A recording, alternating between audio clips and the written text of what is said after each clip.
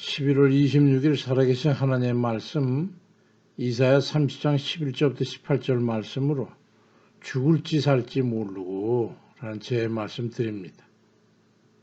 개구리 삶아 죽이기를 아십니까? 가스불 위에 큰 냄비에 물을 채워놓고 거기에 개구리를 넣어놓으면 개구리가 그것에서 체험도 치고 놀게 되는데 서서히 물의 온도를 높이게 되면 개구리는 물이 끓어서 삶아질 때까지 느끼지 못하고 있다가 익어서 사라져 버립니다. 이 얼마나 우둔하고 무감각한 일입니까? 그렇다면 사람은 어떨까요? 아마도 몇 번이 못 뛰어 물 밖으로 뛰쳐나오고 말겠죠. 근데 아주 천천히 물의 온도를 높인다면 현실에 사는 그리스도인들처럼 아마 사람도 익어버릴지 모르지. 아니, 현실의 그리스도인이라는 게 무슨 소리입니까? 서서히 다가오는 위험 그리고 멸망 이걸 깨닫지 못하고 있기 때문입니다. 서서히 사회 공산주의로 변해가고 있는 이 나라의 현실을 깨닫지 못하고 오히려 그에 동조하거나 나아가 옹립하는 일에 앞장서고 있으니 패망하여 죽을 일만 남았으니 하는 말입니다. 일제가 패망 후에 북한에 김일성이 들어왔는데 그리스도인들이 동조나 협력으로 못 참았던 공산주의를 펴나갈 수가 없었습니다. 그때 김일성의 외삼촌인 강양욱 목사가 당시 교회 지도자격인 김익도 목사를 찾아와서 설득을 했습니다. 그렇게 해서 김익도 목사가 김일성과 동행을 다니면서 교회의 빗장을 풀어놓는 바람에 김일성이 집권을 하게 되는데 그 후에 첫 번째 한 일이 무엇인지 아십니까? 교회를 없애는 것이었습니다. 그렇게 해서 교회 지도자들 모두 없어지고 수많은 그리스도인이 순교를 당하거나 모진 핍박과 고문을 통해서 신앙을 부인하고 배교를 하게 됐던 겁니다. 지금 이 나라가 주사파와 공산주의자들에 의해서 거의 다 흐트러지고 장악되다시피 했는데 우리나라 교회가 사회 공산주의자들 좌파에 얼마나 협조적이고 동질화되어 있는지 아십니까? 김일성의 부안대동하던 이들과 같은 이들이 우죽순처럼 솟아나고 있습니다. 냄비가 뜨거워지고 머지않은 물이 끓게 되고 모두 삶아 죽어나갈지도 모르면서 말이지.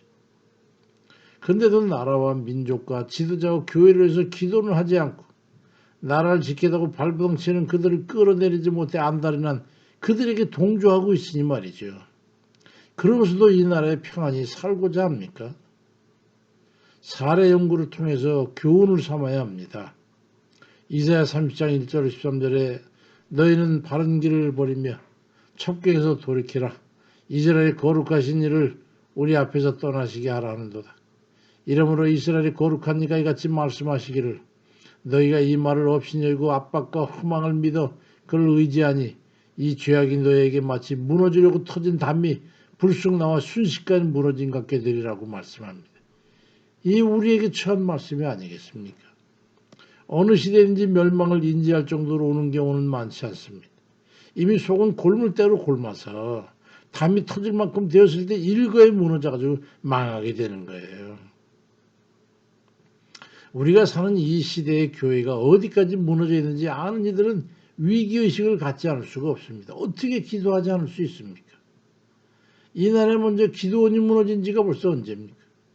그 말은 기도가 줄어들어 들리지 않는다는 말입니다. 교회가 자물쇠가 채워져 있어 평소에는 들어갈 수가 없어. 기도하고 싶어도 기도할 곳이 없는 거예요. 젊은 세대는 사회주의 신학에 물든 그런 이들에 의해 가지고 세뇌돼서 교회를 부정하고 예배와 기도를 천시하며 하나님을 경시합니다. 이게 멸망의 전조 증상이 아니고 뭐겠습니까? 제정 러시아가 무너질 때 먼저 교회가 무너진 것을 알지 않습니까? 베트남이 무너질 때 가톨릭 교인들이 공산주의들과 결탁해 허구날 데모하고 그 틈에 껴서 테러와 요인 암살을 하고 교인들이 공산 비통에 협력함으로써 사회가 공산화되면서 무너져 내린 겁니다. 이사야 30장 14절 이하에 주께서 이제 그가 이 나라를 무너뜨리시되 토기장이가 그릇을 깨트린 같이 아낌없이 부수시니 그 조각 중에는 아궁에 불을 붙이거나 무릉도에서 물을 뜰 것도 얼지 못하리라.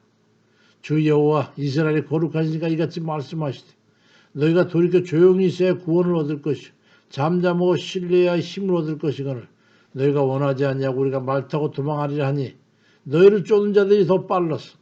너희 남은 자는 겨우 산 꼭대기에 깃대 같겠고 산마루 위에 기치 같으리라고 말씀합니다. 지금 그러지 않습니까? 왜 난리들입니까? 왜? 돌이켜 자중하며 하나님을 의지해야 살 수 있습니다.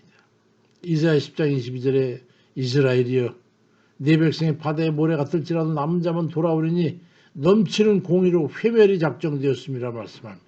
다 무너질 것만 작정되어 있단 말입니다. 하나님 백성들이 돌이켜 하나님 앞에 바로 서야 합니다. 그렇지 않으면 무너지는 것은 시간 문제입니다. 교회 중에 사회 공산주의에 물들어 있는 곳의 그리스도인들은 역사의 교훈을 눈여겨보시고 나라와 민족의 앞날을 위해서 진실을 깨달아야 합니다.